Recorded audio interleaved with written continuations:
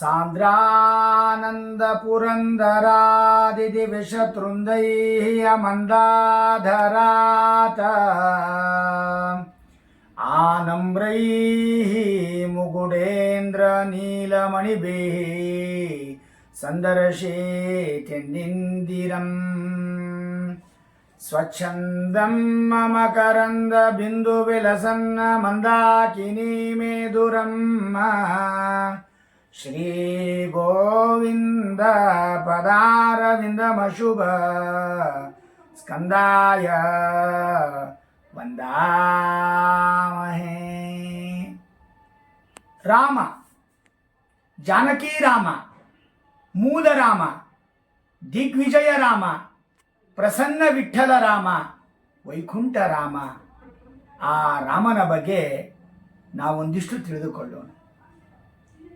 ರಾಮನವಮಿ ಬಂತು ಅಂತಂದ್ರೆ ನಮಗೆ ಕೋಸಂಬರಿ ಪಾನಕ ಅಷ್ಟ ನೆನಪಾಗ್ತದೆ. ಅದರ ಜೊತೆಗೆ ರಾಮನಾಮ ಒಂದು ಜಪ, ರಾಮನ ಮಹತ್ವವನ್ನು ನಾವು ತಿಳ್ಕೊಳ್ಬೇಕ್ರಿ. ರಾಮನ ಗರಿಮೆ, ಹಿರಿಮೆ, ಮಹಿಮೆ, ಚಲುಮೆ, ಒಲುಮೆ, ಆ ರಾಮನ ಮಹಿಮೆಯನ್ನು ತಿಳಿದಾಗ ನಿಜವಾಗಲೂ ಕೂಡ ಆ ರಾಮನ ಒಂದು ವಿಶೇಷವಾದ ನಮಗೆ ಅನುಗ್ರಹ ಆಗ್ತದೆ. ಅದಕ್ಕಾಗಿ ರಾಮನ ಮಹಿಮೆಯನ್ನು ಒಂದಿಷ್ಟು ತಿಳಿದುಕೊಳ್ಳೋಣ. ರಾಮನ ತತ್ವ ಮಹತ್ವಗಳನ್ನು ನಾವು ತಿಳಿಯಬೇಕಾದರೆ ರಾಮಾಯಣವನ್ನು ನಾವು ಅವಶ್ಯವಾಗಿ ತಿಳಿಯಬೇಕು. ಎರಡನ್ನ ತಿಳಿಯಬೇಕು. ನಮ್ಮ ಬಗ್ಗೆನೂ ತಿಳ್ಕೋಬೇಕು, ಜೀವನದ ಬಗ್ಗೆ. ಇನ್ನೊಂದು ಪರಮಾತ್ಮನ ಬಗ್ಗೆ ತಿಳಿದುಕೊಳ್ಳಬೇಕು. ನಮಗೆ ನಮ್ಮ ಬಗ್ಗೆನೂ ಗೊತ್ತಿಲ್ಲ, ದೇವರ ಬಗ್ಗೆನೂ ಗೊತ್ತಿಲ್ಲ.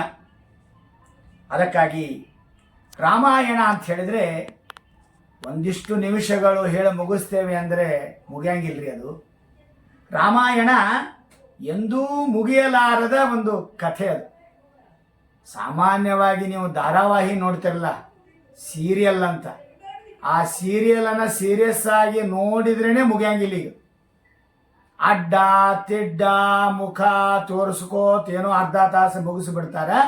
ವರ್ಷ, 2 ವರ್ಷ, 5 ವರ್ಷ ಆದರೂ ಮುಗಿಯಂಗಿಲ್ಲ. ನಮ್ಮ ರಾಮಾಯಣ ಮುಗೀತದೇನೋ? ಕೆಲವು ಕಡೆ ಹೇಳ್ತಾರೆ ಏನೋ ನಿನ್ನ ರಾಮಾಯಣ ಅಂತ, ಬೆಂಗಳೂರು ಕಡೆ ಹೇಳ್ತಾರೆ ಏನೋ ನಿನ್ನ ರಾಮಾಯಣ, ಎಂದೂ ಮುಗಿಯಂಗಿಲ್ಲ ಅಂತ. ಅದಕ್ಕಾಗಿ ರಾಮನ ಬಗ್ಗೆ ನಾವು ತಿಳಿದುಕೊಳ್ಳೋಣ. ರಾಮನ ಗುಣ ನೋಡ್ರಿ, ಎಲ್ಲ ಜನರ ಗುಣ, ಜಗತ್ತಿನಲ್ಲಿ ಏನೇನು ಗುಣಗಳವನೋ ಅದು ಒಬ್ಬೊಬ್ಬ ವ್ಯಕ್ತಿಯಲ್ಲಿ ಅಂದರೆ ರಾಮನಲ್ಲಿ ಮಾತ್ರ ಅದ.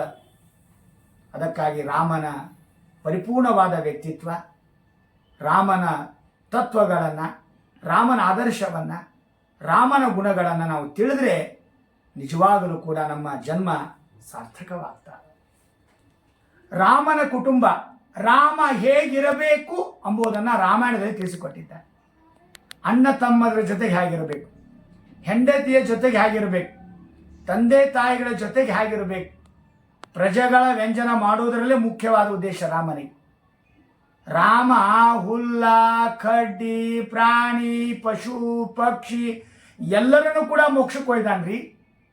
ಎಲ್ಲರೂ ನಾ ಮೋಕ್ಷ ನೀ ಮೋಕ್ಷ. ಒಂದು ದಿವಸ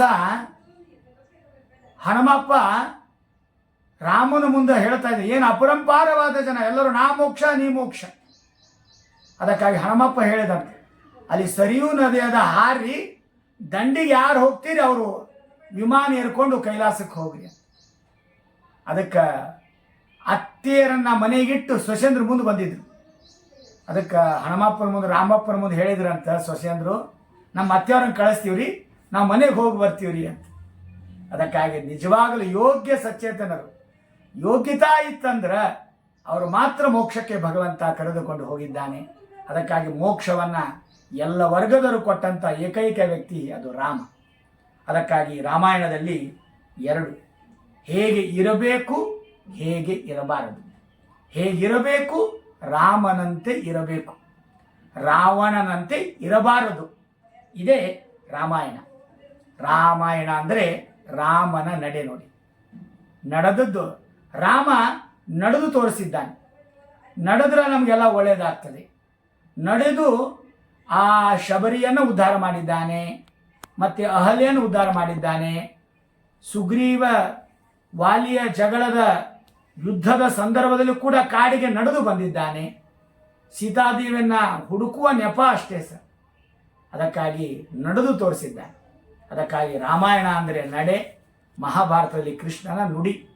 ಅದಕ್ಕಾಗಿ ರಾಮಾಯಣದಲ್ಲಿ ನಡೆಗೆ ಬಹಳ ಮಹತ್ವ ಕೊಟ್ಟಿದ್ದಾರೆ. ರಾಮನ ನಡೆ ಅಂದರೆ ಏನ್ರಿ? ಧರ್ಮ ಮಾರ್ಗದಲ್ಲಿ ಇರೋದು ಅಂತ ಅರ್ಥ. ಧರ್ಮ ಮಾರ್ಗದಲ್ಲಿ ನಡೆಯಬೇಕು. ಇದನ್ನೇ ಕರ್ಮಣ್ಣೆ ವಾದಿಕಾರಸ್ತೆ, ಇದೇ ವೈಕುಂಠಕ್ಕೆ ರಸ್ತೆ, ರಾಮನ ರಸ್ತೆ. ಆ ರಾಮನ ರಸ್ತೆ ಸಿಗಬೇಕಾದರೆ ರಾಮಾಯಣ ಓದಿ.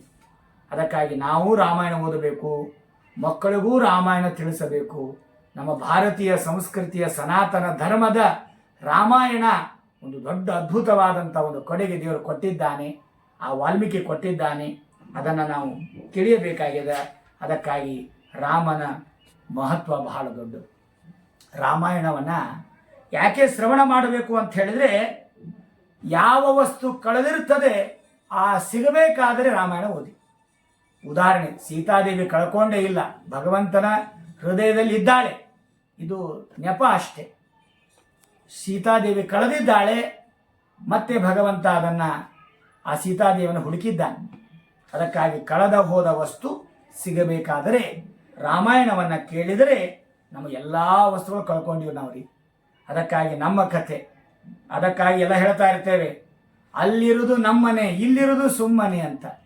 ಇಲ್ಲಿದ್ದುಕೊಂಡು 70-80 ವರ್ಷ 10ಕ್ಕೆ ಹಕ್ಕಿ, 20ಕ್ಕೆ ಮೂರ್ಖ, 40ಕ್ಕೆ ನಾಚಿಕೆ, 50ಕ್ಕೆ ಮರುವ, 60ಕ್ಕೆ ಮರುವ, 80ಕ್ಕೆ ಕಾಗಿ, 90ಕ್ಕೆ ಗೂಗಿ, 100ಕ್ಕೆ ಹೊತ್ಕೊಂಡು ಹೋಗಿ ಅಂತ ಆಗಿತ್ತು ರೀ. ಎಲ್ಲ 70-80ಕ್ಕೆ ಬಂದ್ಬಿಟ್ಟದ ಬಾಗಿ ಹೊತ್ಕೊಂಡು ಹೋಗಿ ಅಂತ.